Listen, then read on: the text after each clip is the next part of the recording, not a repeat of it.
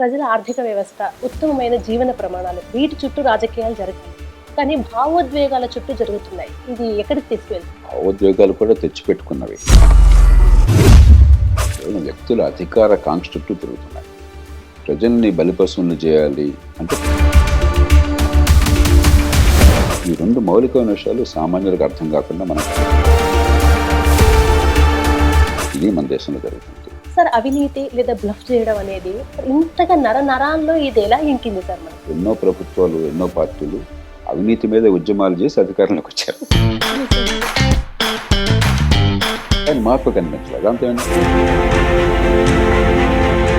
Sir, bureaucracy స్వేచ్ఛగా స్వచ్ఛందంగా పనిచేయాలి. అటువంటి వాళ్ళ స్వేచ్ఛ స్వతంత్రాన్ని కోల్పోయినప్పుడు మళ్ళీ ఇంకో ప్రభుత్వం అధికారంలోకి రాగానే ఈ అధికారులు మళ్ళీ ఇబ్బంది పడ్డారు. ఇక్కడ అధికారులు పాపం నలిగిపోతున్నారు అనుకోవచ్చు సార్. కృష్ణని మీ ప్రశ్నలో ఆర్తి ఉంది, అమాయకత్వం ఉంది.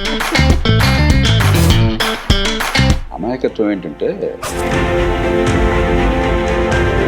ఎక్కడ సమస్య వచ్చిందంటే వ్యక్తిగత ఏజెండా. మంచివాడిని మనం పెంచే ప్రయత్నం చేయట్లేదు, చెడ్డవాడిని తుంచే ప్రయత్నం చేయట్లేదు. దాంతో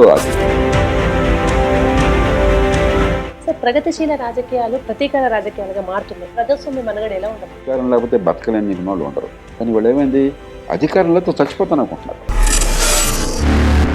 చాలా మంది ఎందుకో తెలియకుండా, అసలు ఏంటో అర్థం కాకుండా ఈ సోషల్ మీడియా హక్కులు, పరిధులు, వాక్ స్వాతంత్రం ఎంతవరకు ఉండొచ్చు? విమర్శ పెడితే బండబూతులు పెడితే, ద్వేషాన్ని రెచ్చగొడితే, హింసను రెచ్చగొడితే దాన్ని క్షమిస్తే ఆ దేశానికి పుట్టగతులు ఉంటారు. అది ఖచ్చితంగా. కులగణన ఆవశ్యకత ఏంటి? కులం పేరుతో రాజకీయం రచ్చ చేయడం కోసం. నేను నిర్మహటంగా చెప్తాను, కొందరు నన్ను తిడతారు, నాకు తెలుసు. నమస్తే, welcome to magnet TV, care of KV special talk షోకి స్వాగతం. ఈ రోజు మనతో పాటు ఉన్నారు లోక్సత్తా స్థాపకులు, మాజీ ఐఏఎస్ ఆఫీసర్ జయప్రకాష్ నారాయణ గారు. ఎంత మాట్లాడారు సార్? నమస్కారం సార్. నమస్తే కృష్ణవేణి. సార్, ప్రజల ఆర్థిక వ్యవస్థ, ఉత్తమమైన జీవన ప్రమాణాలు వీటి చుట్టూ రాజకీయాలు జరగాలి. కానీ భావోద్వేగాల చుట్టూ జరుగుతున్నాయి. ఇది ఎక్కడికి తీసుకువెళ్తుంది సార్? భావోద్వేగాలు కూడా తెచ్చిపెట్టుకున్నవి. కేవలం వ్యక్తుల అధికార కాంక్ష చుట్టూ తిరుగుతున్నాయి. దానికి ప్రజల్ని బలిపశువులు చేయాలి అంటే ప్రజల ఉద్రేకాన్ని రెచ్చగొట్టాలి. కాబట్టి కులమో, మతమో, ప్రాంతమో, కొన్ని సందర్భాల్లో భాష, మరొకటో మనం వాటిని వాడుకుంటున్నాం. మీరు అన్నట్టుగా రెండు పక్కల కూడా మార్పులు రావాలి. ప్రజలకేమో ఇది మన పన్నుల డబ్బు, మన డబ్బుతో మనం పోషిస్తున్నాం, కానీ మనం బెచ్చగళ్ళం కాదు, వాళ్ళు మనకు దానకరులు కాదన్న భావాన్ని మనం చెప్పట్లా. అర్థం కాక వాళ్ళు ఏదో మనకు దానం చేస్తున్నారు అనుకుంటున్నారు సామాన్యులు చాలామంది. అలాగే మన ఓటు వల్ల వాళ్ళు నిలబడ్డారు, కానీ వాళ్ళ వల్ల మనం బతకట్లా, మనం బానిసలం కాదు. ఈ రెండు మౌలికమైన విషయాలు సామాన్యులకు అర్థం కాకుండా మనం కప్పెట్టేసాం. ఏదో ఓటు ఉంది, ఓటు తర్వాత అరుపులు, కేకలు, పట్టబొప్పులు, ఉద్యమాలు ఉన్నాయి. ఇది మన దేశంలో జరుగుతుంది. అక్కడ చైతన్యం కావాలి. రెండు, కనీసం ఆలోచించే నాయకత్వం. అందరూ రాజకీయంలో ఉన్నవాళ్ళు కానీ, పరిపాలన ఉన్నవాళ్ళు కానీ, చెడ్డవాళ్ళు కానీ, చాలామంది నిజాయితీపరులు ఉన్నారు, మనసు ఉన్న వాళ్ళు ఉన్నారు. వాళ్ళు కూడా ప్రవాహంలో పడుకొట్టుకుపోతున్నారు. కాబట్టి వాళ్ళు ప్రజల్లో చైతన్యం పెంచడానికి, వ్యవస్థను మరింత మెరుగుపరచడానికి, ప్రజలకు ఫలితాలు అందించడానికి ఏ మార్పులు కావాలి, విద్య ఎట్లా మార్చాలి, స్థానిక ప్రభుత్వాలు బలోపేతం చేసి ప్రజల్లో ఆలోచన పెంచి ఏర్పాటు ఎట్లా చేయాలి, ఇట్లా చట్టబద్ధ పాలన ఎట్లా ఉండాలి. చట్టబద్ధ పాలన లేకపోతే బడుతున్నది బరి అయితే సామాన్యుడు ఎప్పుడు నష్టపోతున్నట్టాడు, ఎప్పుడు బలం ఉన్నాడు, డబ్బున్నాడు గెలుస్తుంటాడు. కాబట్టి దీని మీద దృష్టి పెట్టి ఆ మార్పు కోసం చేయాలి. అక్కడ అధికారంలో కూర్చున్న వాళ్ళు, నిజాయితీ పరులు కూడా అధికార క్రీడలో మునిగిపోయారు అభద్రతా భావంతో. ప్రజలేమో పాపం జీవన పోరాటంలో అలసిపోయిన వాళ్ళు, మన పన్ను డబ్బులతో పోషిస్తున్నాం, మన ఓటుతో వాళ్ళ అధికారులు పెట్టామన్న సంగతి మర్చిపోయినారు. ఈ రెండు మార్పులతో నిరాశ అక్కర్లేదు. మన ప్రజాస్వామ్యంలో గొప్ప విజయాలు సాధించాం, కానీ ఇంకా చేయాల్సింది చాలా ఉంది. సార్, అవినీతి లేదా బ్లఫ్ చేయడం అనేది మనం జీర్ణించేసుకున్నాం. అంటే ఇది ఉండదు అనే భ్రమేం లేదు. మన వ్యవస్థలో అది కామనే కదని, ఎవరి మీద అవినీతి ఆరోపణ వస్తే కూడా చాలా లేట్ తీసుకుంటున్నాం కదా సార్. ఇంతగా నరాల్లో ఇది ఎలా ఇంకింది సార్ మనకి? కృష్ణవేణి, సామాన్యుల దృష్టిలో చూస్తే అడుగడుగున లంచం లేకుండా పనితరదనే వాతావరణం వచ్చినమాట వాస్తవం. దాంతో ఎన్నోసార్లు ఎన్నో ప్రభుత్వాలు, ఎన్నో పార్టీలు అవినీతి మీద ఉద్యమాలు చేసి అధికారంలోకి వచ్చారు. కానీ మార్పు కనిపించలేదు. దాంతో ఏంటంటే ఇక ఇది మారదలే అన్న భావం దాని నుంచే వచ్చింది. ఇది వాస్తవం కాదు. చాలా రంగాల్లో మారింది, అది మర్చిపోతాం మనం. మనిషికి మరుపు చాలా సహజం కాబట్టి ఎక్కడ అవినీతి పోయిందో అది మనకు గుర్తుండదు, కాబట్టి పోదు అనుకుంటున్నాం. ఉదాహరణకి మీరంతా పుట్టక మనపు నేను కరీంనగర్ జిల్లాలో ట్రైనింగ్ పొందాను, తర్వాత జిల్లాల్లో పనిచేశాను. ఆ రోజుల్లో సిమెంట్ 10 బస్తాలు కావాలని చెప్పంటే మీ తల్లిదండ్రులు కానీ మరొకళ్ళు కానీ మధ్యతరగతి కుటుంబాలు ఆ సబ్ కలెక్టర్ ఆర్డీఓ ఆఫీస్ ముందు నుంచి పడిగాపులు కాసి ఒక అర్జీ పెట్టుకుని వాళ్ళు ముద్ర వేయించుకోవాల్సిన అవసరం వచ్చేది. దానికోసం లంచాలు అవసరం అయ్యేది. ఇవాళ దేశంలో సిమెంట్ కావాలన్నా, స్టీల్ కావాలన్నా, మరొకటి కావాలన్నా కొరత లేదు. దర్జాగా మనకి ఇష్టం వచ్చింది కొనుక్కోవచ్చు. కంట్రోల్స్ పోయినాయి, అవినీతి పోయింది అక్కడ. మరి రైల్వే రిజర్వేషన్ ఆ రోజుల్లో మరంతా వెయిట్ లిస్ట్ అనేవాళ్ళు, దేవుడికి ఎరుక ఏం జరుగుతుందో మనకు అర్థం కాదు. అక్కడ పోయి టీటీ చేతిలో 10-20 పెడితే అప్పుడు మనకు బర్త్ ఖాళీ అయ్యేది, లేకపోతే లేదు. ఇప్పుడు కంప్యూటరైజేషన్ చేయగానే చాలా మేరకు అవినీతి పోయింది దాంట్లో. టెలిఫోన్ కావాలంటే ఆ రోజుల్లో గగనం, బాగా ఖరీదైన వాళ్ళు తప్ప టెలిఫోన్ గురించి ఆశించే హక్కే లేదు. కొన్ని ఎవరన్నా కోరుకున్నా కూడా చాలా డబ్బులు డిపాజిట్ చేసి కొన్నేళ్ళు వెయిట్ చేసి తర్వాత కాస్త కూస్తో మరి లంచం ఇచ్చి బతిమలాడి తెచ్చుకుని తప్ప ఇంకోట్లేదు. ఇవాళ ప్రతి ఒక్కళ్ళకి మొబైల్ ఫోన్ ఉండదు. ఇంకొంచెం విదేశాలకు పోయే వాళ్ళకి పాస్పోర్ట్ కావాలంటే ఆ రోజు లంచం లేకుండా పాస్పోర్ట్ వచ్చేది కదా. ఇవాళ టెన్షన్గా మనకు అందుతోంది. కాబట్టి అవినీతి పెరుగుతోంది అన్నది వాస్తవం కాదు, చాలా రంగాల్లో తగ్గుతోంది. కాబట్టి నిరాశ కాకుండా మరి మిగతా రంగాల్లో తగ్గాలంటే ఏం చేయాలి, అక్కడ ఎందుకు తగ్గింది, ఇక్కడ ఎందుకు తగ్గటం లేదు, ఇది ఆలోచన పనులు చేసి ప్రజల్ని సమకూర్చాలి. అంతేగాని అవినీతి మన జీవితంలో భాగం అయిపోయింది, అవినీతి లేకుండా బతకలేదు, ఈ దేశం ఇంతే, ఇది ఏ రకంగానూ కరెక్ట్ అని వాదం కాదు. అవినీతి తగ్గుతోంది చాలా రంగాల్లో. కానీ మౌలికమైన సమస్య ఏంటంటే రాజకీయంలో ఎప్పుడైతే డబ్బులతో ఓట్లు కొనుగోలు చేస్తున్నామో, అంటే డబ్బు ఇచ్చి మాత్రం ఓటు పడుతున్నాను కాదు, డబ్బు లేకపోతే ఓటు పడుతున్న పరిస్థితి ఎప్పుడైతే వచ్చిందో ఓటర్లకు డబ్బులు పంచడం అనేది ఒక సర్వత్రా ముఖ్యంగా మన తెలుగు రాష్ట్రాల్లో, దక్షిణాదిన కర్ణాటక, తమిళనాడులో పెరిగిపోయింది. దాంతో కోట్ల రూపాయలు ఖర్చు, పేద దేశంలో 20-30 కోట్ల రూపాయలు అసెంబ్లీకి ఖర్చు పెడుతున్నారు ఒక నియోజకవర్గంలో ఒక అభ్యర్థి. దాంతో ఏదో రకంగా డబ్బులు సంపాదించకపోతే నడవదు. కాబట్టి కొన్ని రంగాల్లో అవినీతి పెరుగుతోంది. కాబట్టి దానివల్ల కారణాలు ఉన్నాయి. కారణాలు వెతికి పద్ధతులను ప్రవేశపెడితే అవినీతి ఇంకా ఖచ్చితంగా తగ్గుతుంది. నిరాశ వద్దు. రాజీ పడిపోవడం చాలా పొరపాటు, నిరాశ పడిపోవడం చాలా పొరపాటు. సార్, బ్యూరోక్రసీ స్వేచ్ఛగా స్వచ్ఛందంగా పనిచేయాలి, మనం వినడానికి కూడా బాగుంటుంది, అదే చెప్తారు అందరూ. కానీ ఏ ప్రభుత్వం అధికారంలో వస్తే ఆ ప్రభుత్వ ఎజెండానే భుజానికి ఎత్తుకొని పనిచేయాల్సిన దుస్థితి ఉంటుంది కొన్ని సిచ్యువేషన్స్లో. అది కాదన్న వాళ్లకు ట్రాన్స్ఫర్లు, ఇబ్బందులు, అది ఎలాగో జరిగేది.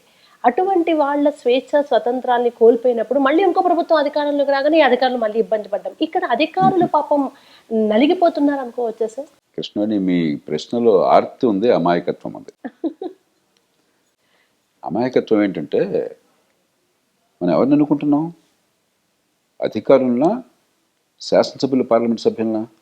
శాసనసభ్యులు, పార్లమెంట్ సభ్యులు. అంటే మన అధికారాన్ని ఎవరికి బదిలీ చేసాం? ఎన్నికైన ప్రభుత్వానికి, చట్టసభకు బదిలీ చేశాం. మీరేమంటున్నారు? వాళ్ళ ఎజెండా బ్యూరోక్రాట్స్ ఎందుకు పాటించాలంటున్నారు. ఎవరు ఎజెండా పాటిస్తారు? మీ సొంత ఎజెండానా? మనందరం మన అధికారాన్ని మన సమ్మతితో స్వచ్ఛందంగా ఎన్నికైన ప్రభుత్వానికి ఇచ్చాం. కాబట్టి ఎజెండా నడవాల్సింది ప్రభుత్వ ఎజెండానే. ప్రభుత్వ ఎజెండా లేకుండా అధికారుల ఎజెండా వేరే ఉండదు. ఇది స్పష్టంగా అర్థం కావాలి. అయితే ఏ మేరకు? రాజ్యాంగం పరిధి లోపల, చట్టం పరిధి లోపల అందరినీ సమానంగా చూస్తూ పార్టీ, పక్షపాతం, కులం, మతం, ప్రాంతం భేదం లేకుండా అమలు చేసే మేరకు అధికారంలో ఎజెండా నెగ్గాలి. లేకపోతే ప్రజాస్వామ్యం కాదు. మనం రెండు కన్ఫ్యూజ్ అవుతున్నాం. ప్రభుత్వానిదే తుది మాట. ఎందుకంటే ప్రభుత్వానికి మనం పవర్ ఆఫ్ అటార్నీ ఇచ్చాం, కానీ అధికారులకు ఇవ్వాలా. ఏదో పరీక్ష పాస్ అయ్యాడు నాయకు ఇస్తే ఎట్లా అధికారం? ఎక్కడ సమస్య వచ్చిందంటే వ్యక్తిగత ఎజెండా. ఒకటి పక్షపాతము, రెండు దోపిడీ, లంచాలు. దానికి లొంగిపోవటం తప్పు. అధికారులు ఏమవుతున్నారు? మళ్ళీ ఇక్కడి నుంచి కూడా చూద్దాం. మనం ఏదో రాజకీయంలో దొంగలు, అధికారులంతా మంచివాళ్ళు, ఉద్యోగులంతా మంచివాళ్ళు, నిజం కాదు అది. రాజకీయంలో వచ్చిన వాళ్ళు మన కుటుంబాల నుంచి వచ్చిన వాళ్ళు. వాళ్ళు పాకిస్తాన్ నుంచి రాలా, వాళ్ళు ఇరాక్ నుంచి, ఇరాన్ నుంచి రాలా, మన కుటుంబాల నుంచి, మన సమాజం నుంచి వచ్చారు. ఉద్యోగులు మన సమాజం నుంచే వచ్చారు. ఉద్యోగులు ఏమవుతుంది? మన దేశంలో ప్రభుత్వోద్యోగాలు అంటే బోల్డ గ్లామరు, బోల్డంత పిచ్చి సృష్టించాం. ప్రపంచంలో ఏ దేశంలోనూ, మన దేశంలోనూ 100 మంది సమాజంలో పనిచేసి భుక్తిని పొందుతుంటే 97 మంది మార్కెట్లో పనిచేస్తారు. మీరు ఒక ఛానల్ పనిచేస్తున్నారు, మరొకరు ఒక షాప్ నడుపుతారు, మరొక పరిశ్రమ నడుపుతారు, మరొకరు వ్యవసాయం చేస్తారు, మరొకరు ఇంకోటి చేస్తారు. ఇవన్నీ కూడా మన అందరి అవసరాలు దానివల్ల తీరుతున్నాయి, ప్రభుత్వం వల్ల తీరట్లా. మీరు ఒకసారి చుట్టూ చూడండి. మీ ఇంట్లో కానీ, ఇక్కడ కానీ మరో చోట కానీ చుట్టూ చూడండి, మీకు కావలసిన ఏ వస్తువైనా ప్రభుత్వం నుంచి వచ్చిందా? కాదు, సమాజం సృష్టించింది. అక్కడి నుంచి ఉపాధి వస్తుంది. మనం ఎలాంటి భ్రమ కల్పించాం? ప్రభుత్వం ఉపాధిని ఇస్తుంది. ఎవరి డబ్బుతో? మన డబ్బుతో. మన డబ్బుతో ప్రభుత్వం అన్నది ఉపాధి ఇవ్వటం కోసం కాదు, మన డబ్బుతో ప్రభుత్వం అనేది మనకి ఉమ్మడి సేవలు అందించడం కోసం. సొంతంగా చేసుకోలేని పనులకి ఉమ్మడిగా చేసే అవసరం ఉంది కాబట్టి దానికి ప్రభుత్వాన్ని పెట్టుకున్నాం. ప్రతి ఒక్కళ్ళు స్కూల్ పెట్టుకోలేరు. మంచి స్కూళ్ళు పెట్టి విద్య అందించడం కోసం ప్రభుత్వం అన్నది, మంచి ఆరోగ్యం అందించడం కోసం ప్రభుత్వం అన్నది, మంచి రోడ్లు వేయడం కోసం ప్రభుత్వం అన్నది, మంచి ట్రాఫిక్ మెయింటెనెన్స్ కోసం ప్రభుత్వం అన్నది. అవన్నీ మర్చిపోయింది ప్రభుత్వం. మంచినీళ్ళు అందించడం, మంచినీళ్ళు డబ్బులు కడతాం మనం, వాటి ఫ్రీగా ఇవ్వక్కర్లే. వద్దన్న ఫ్రీగా ఇస్తామని వాడు మొదలెట్టారు, మన ఎవరు అడగల. మంచినీళ్ళు అందించడం కోసం తగు మోతాదులో, మురుగునీటి పారుదల కోసం, వర్షం వస్తే వరదలు రాకుండా ఉండటం కోసం. ఇందుకు ప్రభుత్వం అన్నది. ఇది మనకు అర్థం కాకుండా ప్రభుత్వం అనేది కర్త కర్మ క్రియ. ప్రభుత్వం దేవుడు. ప్రభుత్వం దగ్గర మోకలు వెళితే మనకి ఏదైనా జరుగుతుందన్న భావాన్ని సృష్టించి ప్రభుత్వోద్యోగాల మీద మోజు పెంచాం. అంతేమవుతుంది? విపరీతమైనటువంటి పోటీ. 100 ఉద్యోగాలు ఉంటే లక్షల మంది పోటీ పడుతున్నారు. మీరు 1,00,000 మంది పోటీ పడ్డా, 1,00,00,000 మంది పోటీ పడ్డా 100 ఉద్యోగాలే ఉండేది. కానీ అందరికీ వస్తున్న భ్రమ కలిగిస్తున్నారు, ఒక గ్లామర్ క్రియేట్ చేస్తున్నారు. మరి ఈ మధ్య కొందరు సోషల్ మీడియాలో అట, అధికారులు వాళ్ళ వెనకాల కెమెరాలట. అరే నువ్వు మౌనంగా నిశ్శబ్దంగా ప్రభుత్వ విధానాలని చిత్తశుద్ధి అమలు చేయడం కోసం పనిచేయాలి, ఏ రకమైన ఆర్భాటం లేకుండా. నీకు ఎవరు పెట్టమన్నాడు సోషల్ మీడియాను ప్రచారం? Heroism, elevation. మరి దాన్ని ఈ ప్రభుత్వంలో ఎలా అంగీకరిస్తున్నా నాకు అర్థం కావట్లేదు. వెంటనే వాళ్ళని సస్పెండ్ చేయాలి. నేను కర్కశంగా చెప్తున్నాను. ప్రభుత్వాధికారులుగా మీ బాధ్యత ప్రభుత్వం చట్టబద్ధంగా ఇచ్చినటువంటి కార్యక్రమాలను చిత్తశుద్ధితో సమర్థంగా అమలు చేయడం కానీ, డ్రామాలు చేయడం కాదు, సినిమాలో ఉన్నాం అనుకుని ప్రగల్భాలు పలకటం కాదు, లేకపోతే పబ్లిసిటీ తెచ్చుకోవడం కాదు. ఒక విచిత్ర వాతావరణం తీసుకొచ్చాం. తీరా వచ్చిన తర్వాత ప్రభుత్వంలో ఏమవుతుంది? ఉద్యోగులకి మార్కెట్తో పోలిస్తే 3-4 రెట్లు జీతం ఇస్తున్నారు. ఉన్నతాధికారులు తీసేయండి. మామూలుగా ఒక గుమస్తా కానీ, ఒక టీచర్ కానీ, మరో ఉద్యోగంలో కానీ మార్కెట్లో 20,000 ఇస్తే అక్కడ 60,000-70,000 ఇస్తున్నాం. కానీ బాధ్యత అక్కర్లేదు. కొంతమంది పని చేస్తున్నారు నిజాయితీగా, కానీ పని చేయకపోయినా అడిగేవాడు లేడు. ఈ డబ్బు మన ప్రజలదన్న స్పృహ లేదు. మరి కొందరు ఏమవుతుంది? ఆనవాయితీ ప్రకారం పై సంపాదన అనేది మామూలు అయిపోయింది. ఎవడు అడిగేవాడు కాబట్టి అది హక్కు, రాకుంటే బాధ. అది హక్కు. ఉన్నతాధికారులు అయితే ఏమవుతుంది? ఆ కష్టం, ఆ తెలివితేటలుంటే బయట మార్కెట్లో ఇంకా సంపాదన నిజాయితీగా సంపాదించుకోవచ్చు. వాడు ఇక్కడ గ్లామర్తో వస్తాడు, ఇక్కడ సంపాదన ఏమీ లేదు, జీతం గుర్తుపడాలని చెప్పి అర్థం అవుతుంది. కానీ అక్రమంగా సంపాదించే మార్గాలు కనిపిస్తున్నాయి. వెంటనే వాడికి సమాజానికి మంచి అంటే మర్చిపోయి నన్ను పెంచుకోవటం ఎట్లా అని ఆలోచిస్తాడు. దాంతో రాజుని మించిన రాజభక్తి సమస్య అక్కడ వచ్చింది. పైవాడికి హుకుం జీ హుజూర్ అంటే మనం ఏదైనా చేసుకోవచ్చు, మనకు కావాల్సింది ఒకటి చేసి పెడితే మనం దోచేసుకోవచ్చు అని రాజుని మించిన రాజభక్తి, విశృంఖలమైన అవినీతి. సమాజం ప్రశ్నించట్లేదు, సమాజం గ్లామరైజ్ చేస్తోంది, జవాబుదారీగా ప్రశ్నించట్లేదు. కాబట్టి పరిపాలన యంత్రాంగంలో రాజకీయంలో లాగా మంచివాళ్ళు చాలామంది ఉన్నారు, కానీ మంచివాడిని మనం పెంచే ప్రయత్నం చేయటం లేదు, చెడ్డవాడిని తుంచే ప్రయత్నం చేయట్లేదు. దాంతో అధికారం దుర్వినియోగం అనేది ఒక వ్యవస్థలో అంతర్భాగం అయిపోయింది. అధికారం ఉంటే దోచుకోబిడ్డ నీ ఇష్టం. మనం దాని నుంచి బయటపడాలి. ముఖ్యమంత్రి కావచ్చు, ప్రధానమంత్రి కావచ్చు, ప్రధాన కార్యదర్శి కావచ్చు, కలెక్టర్ కావచ్చు, ఎస్పీ కావచ్చు, ప్రజల సేవ కోసం ఉన్నారు. వాళ్ళని గౌరవిద్దాం, కానీ నెత్తిన పెట్టుకోవద్దు, పూజించొద్దు, జవాబుదారీగా చేద్దాం. పని బాగా చేస్తే అభినందిద్దాం, పని చేయకపోతే నిలదీద్దాం, ఇంటికి పంపిద్దాం. అలాంటి వ్యవస్థ నిర్మాణం కావాలి. అది ఎప్పుడైతే లేదో అక్కడ కూర్చోగానే చాలామంది ఉద్యోగులు మీరు చూస్తే ఎవరన్నా సామాన్య ప్రజలు పోయి ఏమన్నా మొరపెట్టుకుంటుంటే తరచూ వినిపడే మాట ఏంటో తెలుసా? ఎవరితో మాట్లాడుతున్నావు తెలుసా? ఎవరితో మాట్లాడుతున్నావా? నాకు నా సేవకుడితో మాట్లాడుతున్నాను, నా పన్ను డబ్బులు జీతాలు తీసుకున్న వాడి దగ్గర మాతో మాట్లాడుతున్నాను.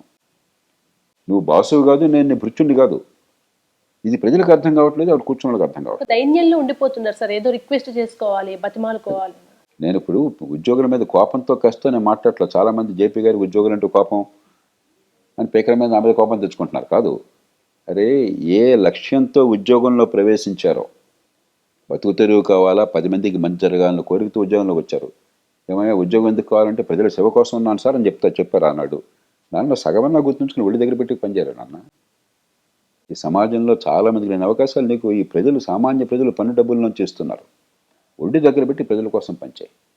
ఫ్రీగా చేయట్లేదు కదా, మార్కెట్ కంటే జీతం ఎక్కువ తీసుకుంటున్నావు కదా, మళ్ళీ దానిలో లంచాలు ఏమిటి, దానిలో ప్రజలను అవమానించడం ఏమిటి, అసమర్థత ఏమిటి, అలసత్వం ఏమిటి, దాన్ని క్షమించకూడదు. అది క్షమించే సమాజం ఉండకూడదు. కాబట్టి వ్యవస్థని గందరగోళపరిచాం, ఆ తప్పుల్ని సవరించాలి.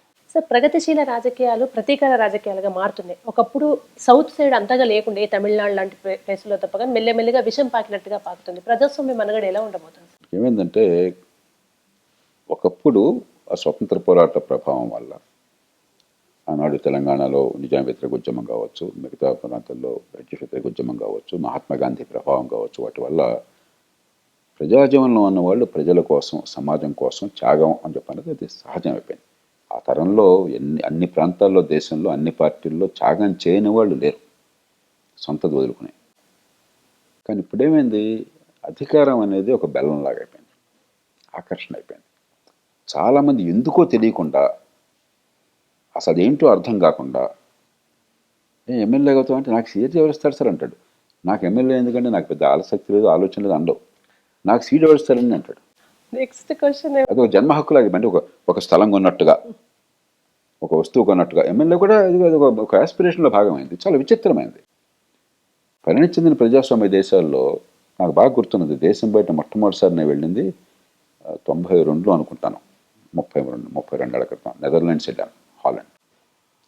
ఒక సహకార బ్యాంకును అధ్యయనం చేయడం కోసం. చాలా పెద్ద సహకార బ్యాంక్ అది, మనకంటే చాలా చిన్న దేశం అయినా కూడా ఆనాడు మన అన్ని బ్యాంకులు భారతదేశంలో కలిస్తే డిపాజిట్లు ఎంత ఉన్నాయో ఆ బ్యాంకులు అంతకంటే ఎక్కువ ఉన్నాయి. అంత ప్రసిద్ధమైన సహకార బ్యాంకు. మనకి సహకార బ్యాంకులో పైసా డబ్బులు లేకపోయినా కూడా మరి దొంగ సభ్యులను చేర్చుకోవటం, నామినల్ సభ్యులు వాళ్ళకి పాపం ఏం తెలియదు, 10 రూపాయలు కట్టి సభ్యులను చేర్చేస్తాం. వాళ్ళు బారులు తీర్చి నుంచోవటం, ఎలక్షన్లో 100-10 ఇచ్చి వాళ్ళకి ఓట్లు వేయించడం వాళ్ళతో. మీకు అనుకున్న వాళ్ళకి, మీ గ్రూప్కి, మీ ప్యానల్కి మెజారిటీ రాకపోతే మిగతా ప్యానల్లో గెలిచిన వాళ్ళంతా అపహరించకపోవటం, క్యాంపుల్లో పెట్టడం, బలవంతం చేయటం, డబ్బులు ఇవ్వటం, ఇది మనకు అలవాటు. ఇప్పుడు కూడా అదే అలవాటు కదా. అక్కడ అంత ప్రసిద్ధమైన బ్యాంకులు, అంతంత అసలు కోటాను కోట్ల రూపాయల డబ్బులున్న బ్యాంకులు, ఎక్కడ నా పదవి ఖాళీగా ఉంటే, కృష్ణవేణి లాంటి వాళ్ళు సమర్థులు ఉంటే జనం అంతా వీళ్ళు కోరుతారు, అమ్మ మీరు చాలా సామర్థ్యం ఉంది మీకు, మీరు కనుక బ్యాంక్ నడిపితే బాగుంటుంది, మా అందరి ప్రయోజనాలు నెరవేరితే, దయచేసి మీరు పదవికి రండి అని చెప్పి, నాకు టైం లేదండి, నా కుటుంబాన్ని చూసుకోవాలా, నా పని చూసుకోవాలా, నేను దీనిలోకి ఎక్కడ వెళ్తాను అని వద్దంటారు. బలవంతం చేసి బతిమలాడి మేము కూడా టైం ఇస్తామని చెప్పని వాళ్ళని ఒప్పించి కూర్చోబెడతారు. అది ప్రజాస్వామ్యంలో నాగరికత. అధికారం నాకు కావాలని, అధికారం లేకపోతే చచ్చిపోతాను అనుకున్నవాడు ప్రజాస్వామ్యవాది కాదు, అనాగరికమైనటువంటి రాజకీయం అది. అధికారం ముళ్ళ కిరీటం. విజ్ఞుడు ఎప్పుడు అధికారాన్ని కోరడు. సమాజ హితం కోసం తప్పనిసరి కొంత సొంత లాభాన్ని పక్కన పెట్టుకుని వెళ్ళడానికి సిద్ధపడే వాళ్ళు కొందరు 10 మంది కావాలని కోరుకుంటే తప్ప, అధికారం లేకపోతే బతకలేని వాళ్ళు ఉండరు. కానీ వాళ్ళు ఏమైంది, అధికారం లేకపోతే చచ్చిపోతాను అనుకుంటున్నారు. సార్, మీరు అడిగితే తీసుకోమన్నారు, ఇక్కడ మేము వద్దని ప్రజలు చీకొట్టిన తర్వాత కూడా ఏదో నామినేటెడ్ పోస్టులో ఇరుకుదాం మేము. ఎవరో ఒక ఆయన ఎమ్మెల్యే పదవికి పోటీ చేస్తూ నన్ను గెలిపించకపోతే ఆత్మహత్య చేసుకుంటానన్నట్ట. ఆయన ఎవరో ఏంటో నాకు వ్యక్తిగతంగా నాకేం కోపం లేదు, కానీ ఎంత అసహ్యం అది, ఎంత విచిత్రం అది. ప్రజలు ఓటైపోతే ఆత్మహత్య చేసుకుంటావా నువ్వు? ప్రజలు ఓటేసి గెలిపిస్తారా అప్పుడు? అంటే ఎలాంటి దశలో ఉన్నావు? నాకు ఆ మనిషి ఎవరో తెలియదు, పేరు కూడా తెలియదు నాకు. మేము కోపంతో చెప్పట్లా, ఒక్కసారి మనసును శోధించుకుందాం. అంటే పదవులు ఎంత గందరగోళం అయిపోతే, అది లేకపోతే చస్తాననే పరిస్థితి వస్తే, జీవనమరణ సమస్య అయితే, మరి వికృతమైనటువంటి ద్వేష రాజకీయం కాకుండా ప్రజల రాజకీయం ఉంటుంది. ఎందుకు ప్రజల సమస్యల గురించి ఆలోచన ఎక్కడ ఉందా? సామాన్యుల బతుకులు కూర్చుందా? చదువు అందక లక్షల పిల్లలు తెలివితేటలు ఉన్నా కూడా తెలివి వికసించక వసివాడిపోతున్నారు. జన్యు సంపద వృధా అయిపోతుంది దేశంలో. పుట్టుక బిడ్డల బతుకుని శాసిస్తోంది. అది అవమానం. ఆలోచించే ఏ మనిషికైనా సరే పుట్టుక వల్ల బిడ్డల బతుకు పెరగకుండా ఆగిపోతుంది అన్నది మనందరం అవమాన భారం. మనందరం నేరం చేస్తున్నట్లు లెక్క, పాపం చేస్తున్నట్లు లెక్క. దాని మీద శ్రద్ధ ఉందా ఏమన్నా? 1000 కోట్లు ఖర్చు పెడుతున్నారు కానీ పిల్లలకి విద్య అందట్లేదే. కానీ టీచర్ల ఉద్యోగాలు కల్పించి అడ్వర్టైజ్మెంట్లు కావాలి మనకి. టీచర్ పని చేస్తున్నాడు లేదు కాదు మనకు కావాల్సింది, పిల్లలకు పాఠాలు వస్తున్నాడు లేదు కాదు మనకు కావాల్సింది, సామాన్యుల పిల్లల బతుకులు బాగుపడుతున్నా లేదు కావాల్సింది. ఎంత వికృతమైన రాజకీయం ఇది. నేను కోపంతో చెప్పట్లా, ఆవేదనతో చెప్తున్నాను. నిజమో కాదో తెలుసుకోండి. ప్రేక్షకులు ఏ పార్టీకి చెందినా సరే మీ ఇష్టం వచ్చిన పార్టీ ఓటేసుకోండి. నేను చెప్తుంది నిజం కాదు అనుకుంటే మీరు నేను చెప్పిన మాటలు వినొద్దు, నేను చెప్పేది చూడొద్దు. నిజం అనుకుంటే పార్టీలని కులాలని మతాలని పక్కన పెట్టి ఒక్కసారి గుండె లోతుల్లోకి ఆలోచించండి. మన పిల్లల బతుకు ఎట్లా ఉంటుంది చెప్పండి. అది ప్రజలకు అర్థమైతే ఈ వికృత రాజకీయం తగ్గుతుంది. మనం ఎందుకు నేను ఇంత కర్కశంగా మాట్లాడుతున్నానంటే, మనం తెలిసి కూడా ఈ మూర్ఖత్వాన్ని ఉపేక్షిస్తే సమాజానికి నిష్కృతి ఉండదు. నిజము తెలిసినవాడు నిజము చెప్పని నాడు ప్రజకు జరుగుని కీడు అన్నాడు కొండలాం పదాల్లో ఆరుద్ర గారు. నిజాన్ని నిర్భయంగా చెప్పడం నేర్చుకోవాలి. నిజాన్ని కులం మతం పక్షపాతం లేకుండా మన మనసులో కూడా శోధించాను. నాలో తప్పు ఉంటే నేను కూడా ఆలోచించాలి. కొన్ని సందర్భాల్లో మనం కూడా వివిధ కారణాల వల్ల వివిధ వాసనల వల్ల తెలియక పొరపాట్లు చేయొచ్చు. అంతర్మథనం లేకపోతే, ఆత్మశుద్ధి లేకుండా నోటికొచ్చినట్టు మాట్లాడడం, ఈ ప్రచారం చేసుకోవటం ఇదంతా మామూలు అయిపోతే, హిపోక్రసీ అనేది వస్తే సమాజానికి మంచి భవిష్యత్తు చాలా ఆలస్యంగా అందుతుంది.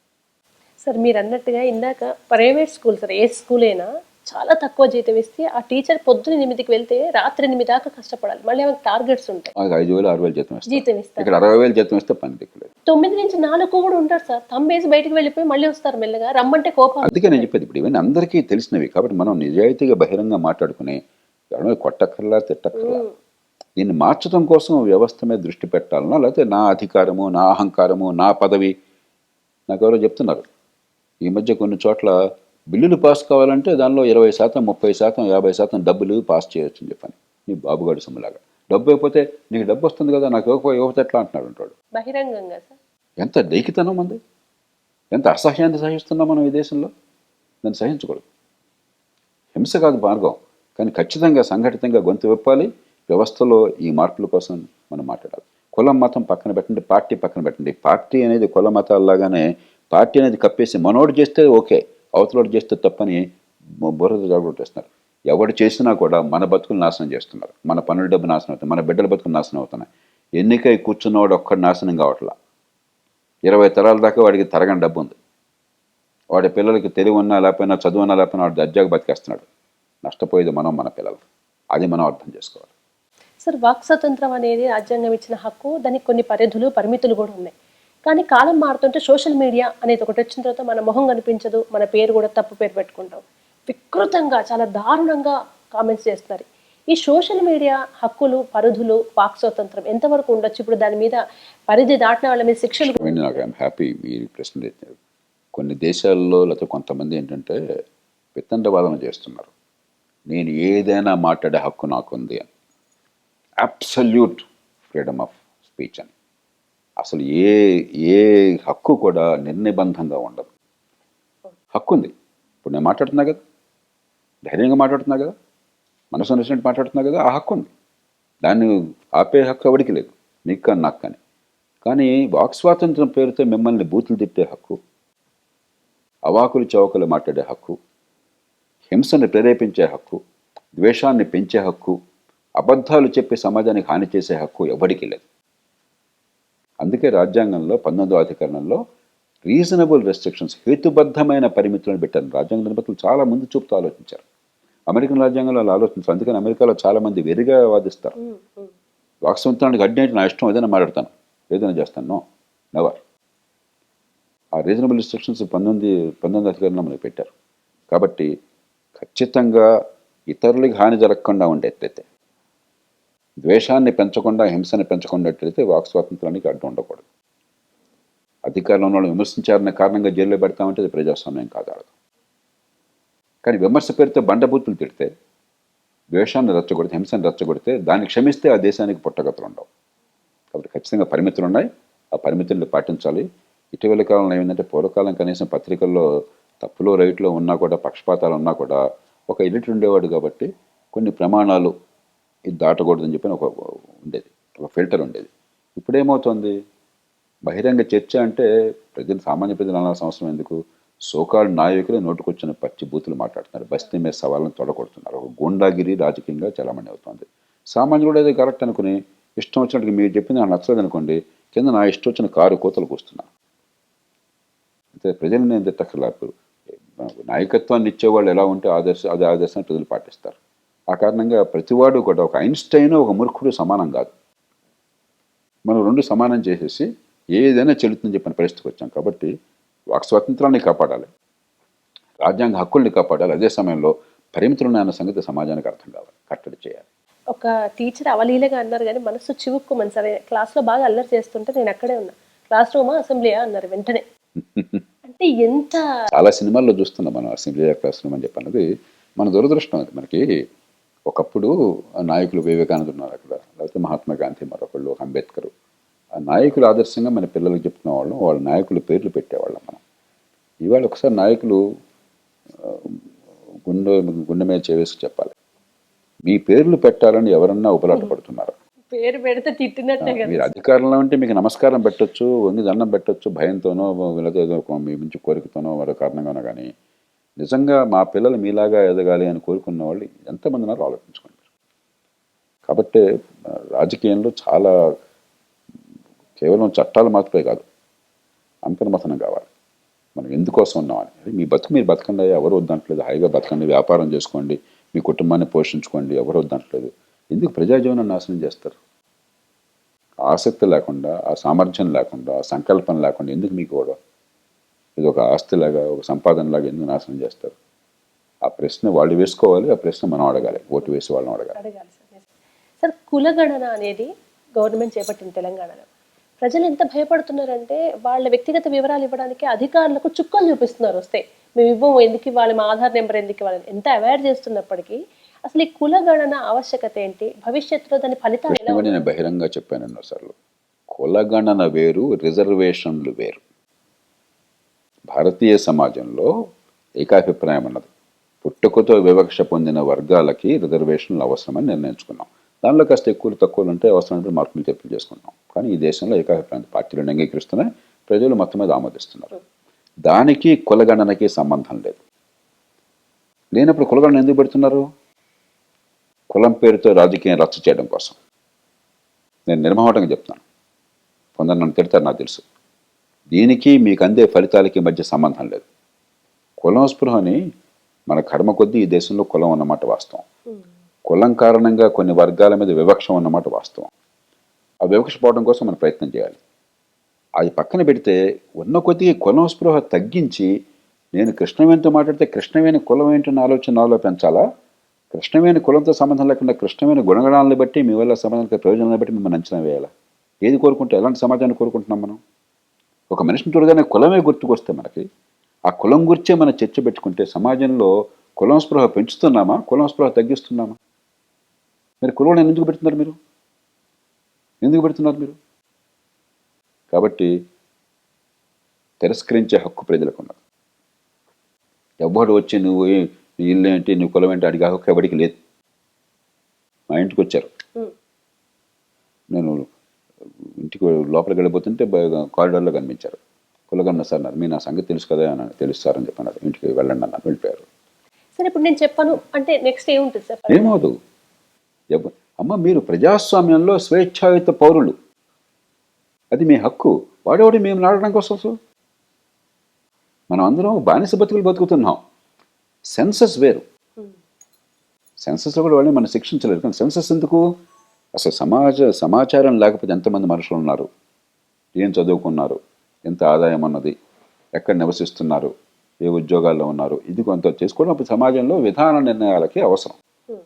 పేదరికం పెరుగుతుంది తగ్గుతుంది, నిరుద్యోగం పెరుగుతుంది తగ్గుతుంది, సెన్సస్ వేరు. కానీ కులం పేరుతో విభజించడం కోసం అని చెప్పిన మన దగ్గర కులగణనకు వస్తే వాడు రాజకీయ పబ్బం కోసం చెప్పిన మనం అంగీకరించడం ఏంటి? కాబట్టి నేను బహిరంగ పిలుపునిచ్చాను చాలా కాలం క్రితమే. ఇప్పుడు ఎందుకు ఈ మధ్యలో రచ్చ ఎందుకని చెప్పి నేను మాట్లాడలేదు దానికోసం. ఎందుకంటే ఏదో మంచి చెడు అందరూ దానిలో ప్రవాహంలో పడిపోయారు. కానీ నేను యువతలందరికీ చెప్పాను, మీకు రిజర్వేషన్లకి కులగణనకి సంబంధం లేదు. కాబట్టి వాళ్ళు వస్తే కులాల ప్రసక్తి మాకు లేదు, థ్యాంక్ యూ అని పంపించేయండి. వాళ్ళు మీ కులం ఏంటి అడిగితే మా కులం ఏం లేదని చెప్పండి అని నేను స్పష్టంగా చెప్పాను. సార్, మీరు కలలుగానే లేదా మాలాంటి వాళ్ళు కలలుగానే ఉన్నతమైన సమాజం అంటే కొన్ని ఉండాలి సార్. కులరహిత సమాజం కావాలి, అవినీతి లేని సమాజం కావాలి. మీరేమో ఎప్పుడు ఆశావాహ దృక్పథంతో ఉండాలనే ఒక నినాదాన్ని ఎంచుకుంటారు. కానీ కులం నిజంగా నమ్ముతున్నాను, నేను ఆశావాదిని. మీరు ఆశావాది సార్. మీకేమో ఆశ ఉంది, మాకేమో ఆశ అడగంటిపోతుంది. ఎందుకంటే ఇప్పుడు భారతదేశం పక్కన పెట్టండి, చాలా చదువుకొని విదేశాల్లోకి వెళ్తే ఇక్కడ బెటర్ అనిపిస్తుంది సార్. అబ్బా, నా భారతదేశంలో కులజాడ్యం తక్కువ ఉందని. మన వాళ్ళు అక్కడికి వెళ్ళి కుల సంఘాలు పెట్టి. మంచి ప్రశ్న.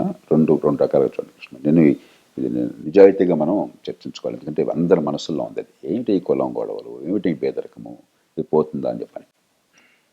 రెండో దానికి తర్వాత వస్తాను, ముందు మొదటికి వెళ్దాం. ఆశావాదం ఉండాలా వద్దా అన్నది. మనందరికీ ఏంటంటే, నాతో సహా చాలా వేగంగా దేశంలో మంచి మార్పులు వాళ్ళు కోరుకున్నారు. నేను లోక్సత్తోద్యమం పెట్టినప్పుడు 5 ఏళ్లలో దేశం మారిపోతుందని కళ్ళగన్నాను. చెప్పాను అందరికీ.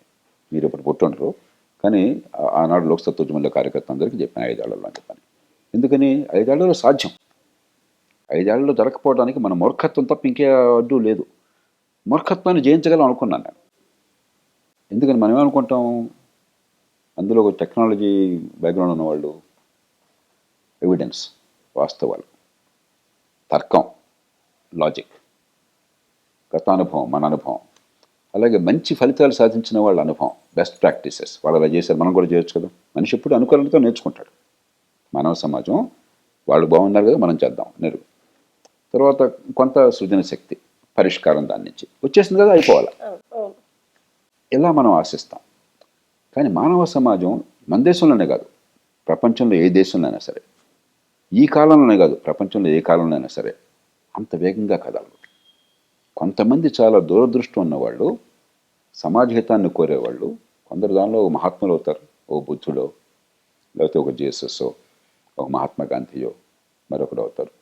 కొందరు సంస్థలాడితే చేతని పనిచేస్తారు. కానీ వాళ్ళు కోరుకున్నంత వేగంగా మిగతా సమాజం కదలదు. కానీ కాలక్రమేణా ఖచ్చితంగా తీరుతుంది. అందుకని తరతరాలుగా మానవ సమాజం మరింత బాగుపడుతుంది, కానీ వెనక్కి వెళ్ళట్లా. ఎవరైనా వెనక్కి వెళ్తుంది అనుకుంటే మీరు భ్రమాలి. 40 ఏళ్ల క్రితం 50 ఏళ్ల క్రితం ఈ దేశంలో పరిస్థితి మీరు చూస్తే ఇవాళ చాలా బాగుపడ్డది. కానీ ఇంకా బాగుపడాలి, కొరత ఉన్నది. ఆశావాదం దాని నుంచి, ఆశావాదం అద్భుతాలు జరుగుతుందని చెప్పిన వాస్తవాన్ని, నేను ఇప్పుడు మీతో వాస్తవాలు చాలా మాట్లాడాను. వాస్తవాన్ని మనం మరుగుపట్టం కాదు ఆశావాదం అంటే. అయినప్పటికీ గతంతో పోలిస్తే పరిస్థితులు మారుతున్నాయి. కానీ అనుకున్నంత మారటం లేదు, కావాల్సినంత మారలేదు. కాబట్టి మనకు కసి ఉండాలి. మారుతున్నాయని అర్థమైతే ఆత్మవిశ్వాసము, ఆశావాదం ఉండాలి. కాబట్టి మీద ఆశావాదం అంటే ఏంటో అర్థం కావాలి. ఎందుకంటే గాల్లో దేపబెట్టి దేవుడు అంటే ఆశావాదం కాదు, అది మూర్ఖత్వం. అది దానికోసం ప్రయత్నం జరగాలి. కానీ మార్పు కూడా మంచి జరుగుతుందన్న విశ్వాసం మనకు ఉండాలి. అంతేగాని అంతా నాశనమైందన్నది సరైనది కాదు. ఇక మీరు నిజమైన ప్రశ్న అడిగారు. ఇంత చదువుకున్న వాళ్ళు, విదేశాలకు పోయిన వాళ్ళు, విజయం సాధించిన వాళ్ళు, ఆదాయాలు ఉన్నవాళ్ళు, వాళ్ళు కుల మతాలకు అతీతంగా ఉండాలి కదా, ఎందుకు ఇంత సంకుచితవాదం వస్తుందని చెప్పాను. దానికి కారణం అన్నది చాలా లోతుగా మీరు ఆలోచించండి. ఇక్కడ మన మనసుల్లో కొంత మూర్ఖత్వం ఉన్నా కూడా పక్కవాడితో కలిసి బతకాలి. నేను ఇక్కడ ఈ ఫ్లాట్లో ఉన్నాను, పక్క ఫ్లాట్లో వేరే కులం వాళ్ళు, వేరే మతం వాళ్ళు ఉన్నారు, అక్కడ ఇంకో రాష్ట్రం వాళ్ళు ఉన్నారు. వీళ్ళందరితో సహజీవనం చేయకపోతే నేను బతకలేను. నా మనసులో మూర్ఖత్వం ఉండొచ్చు, కానీ రోజువారీ బతుకు కోసం అని చెప్పని కాస్త నా మనసులో ఉన్న మూర్ఖత్వాన్ని అదుపు చేసుకోవాలి నేను, అవసరార్థం. అక్కడికి పోతే ఏమవుతుంది, మీ మనసులో ఉన్న మూర్ఖత్వం బయటపెడితే మీకు నష్టం కలగట్లా. వేరే దేశంలో ఉన్నారు, అక్కడ సాంకేతిక విజ్ఞానం వలన, అవకాశాల వలన డబ్బులు సంపాదిస్తున్నారు. కానీ పక్కవాడితో సహజీవనానికి మీ భావాలు కానీ మీ భాష కానీ ఏమి పెద్ద అడ్డు కావట్లేదు. కాబట్టి ఒక రకంగా ఇక్కడ అదుపులో ఉన్నటువంటి ఈ మూర్ఖమైన భావాలు, సంకుచిత భావాలు అక్కడ బయటపడుతున్నాయి. అంతే, వాళ్ళు ప్రత్యేకంగా చెడ్డవాళ్ళు కాదు. వాళ్ళల్లో మళ్ళీ ఆ ప్రపంచం చూసారే, వీళ్ళకి లేని మనకెందుకు దుర్మార్గం ఉండాలా, మనకెందుకు కుల వ్యవస్థ ఉండాలని ఆలోచించి అలా వెళ్ళిన వాళ్ళు ఉన్నారు, ఇటు ఉన్నవాళ్ళు ఉన్నారు. అందుకనే మీ కులాల గొడవలు, భారతీయులు అక్కడికి పోయాక కుల సంఘాలు ఉన్నమాట వాస్తవం, అందరూ లేదు దానిలో. ప్రాంతాల గొడవలు తెలంగాణ కావచ్చు, ఆంధ్ర కావచ్చు, ఇక్కడికంటే అక్కడ ఎక్కువ. పార్టీల గొడవలు ఇక్కడికంటే అక్కడ ఎక్కువ. ఎందుకని ఇక్కడేమో గొడవలున్నా కూడా పక్కవాడితో సహజీవనం చేయాలి, కలిసి మాట్లాడుకుంటాం. అక్కడ అవసరం లేదు కాబట్టి అది వస్తుంది. అంతే తప్ప వాళ్ళు ప్రత్యేకంగా చెడ్డవాళ్ళు కాదు. కొంచెం అంతర్మథనం చేసుకుంటే వాళ్ళరే మన వల్ల సమాజానికి ఆదర్శం కావాలి, కానీ సంకుచితం పోవాలి, మనం కూడా సంకుచితంలో భాగం ఏంటనుకుంటే అది పోతుంది. కొంతకాలం వేడిపోయాక వాళ్ళకే తగ్గిపోతుంది. వాళ్ళకి అర్థమవుతుంది ఏ పార్టీ ఉన్నా ఒకటి జరిగేది పెద్ద లేదు. నేను తెలంగాణ ఉద్యమం అప్పుడు కూడా నా మీద బోల్డ్ ఒత్తిడి వచ్చేది రెండు ప్రాంతాల నుంచి. సమైక్య ఆంధ్రవాదులేమో మీరు సమైక్య ఆంధ్రే కావాలని చెప్పిన పెట్టమని, తెలంగాణ వాళ్ళు తెలంగాణ ప్రత్యేక తెలంగాణ కావాలని నేను ఎన్నోసార్లు చెప్పాను. ఏమయ్యా, తెలంగాణ ఏర్పాటు వల్ల ఉపద్రవం రాదు, అద్భుతాలు జరగవు. మనందరం కావాలని కోరుకుంటే మనకు హక్కు ఉన్నది, చేసుకుందాం. అంత మాత్రం చేత అన్ని అద్భుతాలు జరుగుతాయి అనుకోపోకండి అని చెప్పాను. అదే నిజమైంది. మనకేంటి ఆవేశం వచ్చినప్పుడు మిగతాది కనిపించదు. ఇదే పరిష్కారం, సరళమైన భావన వచ్చినప్పుడు ఆ ప్రాంతం ఈ ప్రాంతం, ఆ కులం ఈ కులం, ఆ మతం ఈ మతం, కొంచెం నింపాదిగా ఆలోచిస్తే మనకు అర్థమవుతుంది. సార్ అడగొచ్చా అడగరా అదే మాట? ఏదైనా అడగచ్చు. ఇంత కులాలకు అతి అంటే ఉండొద్దు అని ఆపోజిట్ గా మాట్లాడే మీకు కూడా కులం రంగు పులుముతున్నారు ఈ మధ్య మీదాకా వచ్చిందా? సహజం అమ్మా. ఇప్పుడు మనం ఒక సమాజంలో ఉన్నప్పుడు మిమ్మల్ని విమర్శించడానికి ఇప్పుడు మీరు గమనించండి, ఇవాళ కానీ ఇప్పుడు కానీ ఏ మాట చెప్పినా ఏ పని చేసినా కూడా కారణం చెప్పకుండా, సాక్ష్యాలను చూపెట్టకుండా, సబబైన వాదన చేయకుండా నేను త్వరకు ఒక స్టాండ్ తీసుకోవాలి. మీకు నా స్టాండ్ ఇష్టం లేదు ఏ కారణంగా కానీ, కానీ మీ దగ్గర వాదన లేదు, ఏం చేస్తారు మీరు? విధానపరంగా యుద్ధం చేయలేనప్పుడు వ్యక్తిగత దోషణ. ఇప్పుడు వ్యక్తిగతంగా ఈ దేశంలో పుట్టిన ప్రతివాడికి ఓ మతం ఉందిగా. నేను మతాన్ని పాటించను, కానీ హిందూ మతంలో పుట్టిన మాట వాస్తవం. నేను కులాన్ని పాటించను. నేను ఒక నా కులం పేరు, నా ఇంటి పేరు కూడా వాడిని మీరు గమనించలేదు. ఎందుకంటే ఇంటి పేరు కూడా కులాన్ని సూచిస్తాను, కొన్ని పేరు వదిలేసుకున్నాను నేను. ఇవాళ కాదు, ఎప్పుడూ వదిలేసుకున్నాను నేను. కానీ మీకు ఇష్టం ఉన్న లేకపోయినా ఈ దేశంలో మీ తల్లిదండ్రులు ఒక్క కులం వాళ్ళగా 190 మంది కాబట్టి కులం ఆపాదిస్తారు. నేను ప్రాంతాన్ని పాటించను. నేను పెరిగింది కోస్తాంధ్రలో, బతుకుతుంది హైదరాబాద్, ఇది నా నగరం, నేను గర్వపడుతున్నాను. అలాగే అది నేను పుట్టిన భూమి, నాకు ఎంతో కొంత సింపతి ఉన్నది. ఈ దేశం వాడిని కాబట్టి ఈ దేశం అంటే నాకు గర్వం ఉంటుంది, బాధ ఉంటుంది, అది సహజం. అది కానీ నాకు తేడాలు లేవు. కానీ ఎక్కడ పుట్టిన మాట వాస్తవం, ఇక్కడ ఉన్న మాట వాస్తవమే కదా. ఎప్పుడో ఒకసారి బీహార్ వాళ్ళకి న్యాయం జరగాలయ్యా, చాలా వెనకబడ్డ రాష్ట్రం, నితీష్ కుమార్ గారు వచ్చాడు, ఇప్పుడు కాస్త మంచి మనిషి వచ్చాడు, ఆయనకి సాయం చేయండి అని గట్టిగా ప్రధానమంత్రి గారితో, సోనియా గాంధీ గారితో నేను గట్టిగా వాదించాను. ఇప్పుడు 15 ఏళ్ల క్రితం, 15 కూడా కాదు, 2005లో, 19 ఏళ్ల క్రితం ఆయన అధికారంలోకి వచ్చిన కొత్తలో.